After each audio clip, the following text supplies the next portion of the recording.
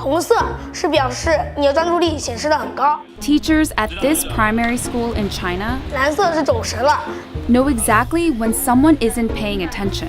白色就是你可能跟网络还没有连接好。 These headbands measure each student's level of concentration. The information is then directly sent to the teacher's computer and to parents. China has big plans to become a global leader in artificial intelligence. It has enabled a cashless economy where people make purchases with their faces. A giant network of surveillance cameras with facial recognition helps police monitor citizens. Meanwhile, some schools offer glimpses of what the future of high-tech education in the country might look like. 做出选择吧 Good job! Classrooms have robots that analyze students' health and engagement levels. Students wear uniforms with chips that track their locations. There are even surveillance cameras that monitor how often students check their phones or yawn during classes. These gadgets have alarmed Chinese netizens. But schools say it wasn't hard for them getting parental consent to enroll kids into what is one of the world's largest experiments in AI education. A program that's supposed to boost students' grades while also feeding powerful algorithms. 为了就是国家的这个研究呀、发展呀，我觉得是没有问题的。 The government has poured billions of dollars into the project, bringing together tech giants, startups, and schools. We got exclusive access to a primary school a few hours outside of Shanghai. 同学们早上好。 To see firsthand how AI tech is being used in the classroom. For this 5th grade class, the day begins with putting on a brainwave sensing gadget. Students then practice meditating. 现在想象我们眉心有一点柔和的光芒绽放。 The device is made in China and has 3 electrodes, 2 behind the ears and 1 on the forehead. These sensors pick up electrical signals sent by neurons in the brain.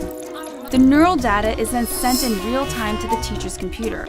So while students are solving math problems, a teacher can quickly find out who's paying attention and who's not. 说明这段时间他是有点在那走神的。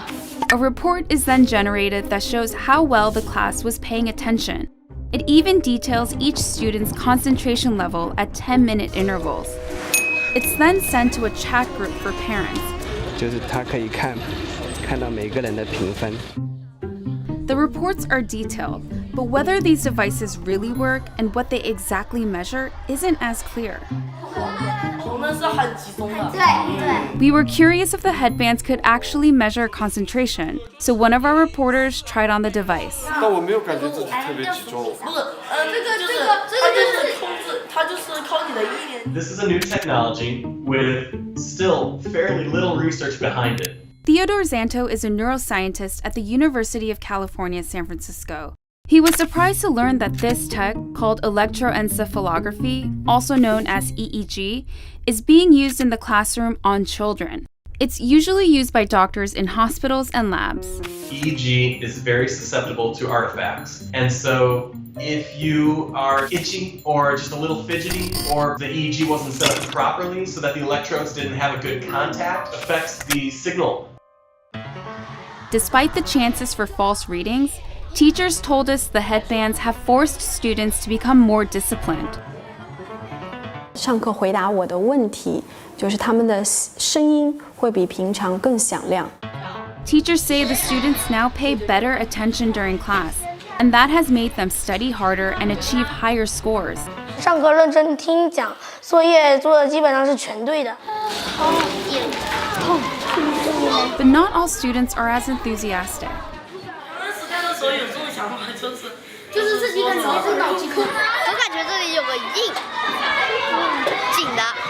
This 5th grader, whom we caught dozing off in class, told us his parents punish him for low attention scores. And that kind of data adds a new kind of pressure for students. 想啊，如果在一次考试全班人都考了95分以上，就你考了一个85，你会不会感觉你有一种 Companies we interviewed said the data can go to government-funded research projects. We spoke to parents who were unclear about where the data ended up, and they didn't seem to care too much. Xantos says there's likely no privacy protection at all. In a classroom, if you're trying to make an assessment of an individual student, you really can't anonymize it. Experts and citizens alike are sounding alarms about various aspects of the country's huge push into artificial intelligence. These classrooms are laboratories for future generations. And while these new tools may potentially help some 200 million students raise their grades, just how this all works out won't be apparent until they become adult citizens.